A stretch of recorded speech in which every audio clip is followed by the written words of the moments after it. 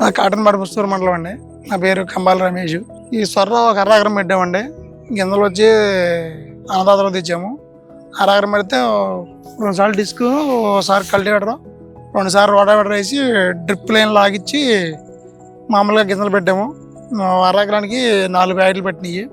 Germination అయితే బాగానే మొలిచింది, కానీ యాక్చువల్గా దిగుబడి అంత పెద్దగా వచ్చినట్లేదండి. ఇది కింద బాగా సొర్ర కాబట్టి కాయ బాగా మచ్చ వచ్చినట్టుగా ఇదిగా ఉండి రేటు కూడా మార్కెట్ లో తగిన రేటు రాక రైతు చాలా ఇబ్బంది పడుతున్నారండి. అందరూ ఆనపకాయ సొరకాయ అయితేనేమో 7 రూపాయలు రాస్తున్నారు, దీన్ని ఏమో 2 రూపాయలు 3 రూపాయల కింద రైతుకి రాస్తున్నారు. దానివల్ల రైతుకి చాలా నష్టం వచ్చే అవకాశం ఉంది. కాబట్టి పెట్టుబడి చూస్తే బాగానే ఇక్కడ నుంచి సంచో 3 రూపాయలు కాస్ట్ అవుతుంది. ఇక్కడ నుంచి మళ్ళీ ట్రావెల్ ఖర్చు 50 రూపాయలు తీసుకున్నారు. ట్రావెల్ ఖర్చు హనుమాన్ జంక్షన్ మార్కెటింగ్ కి.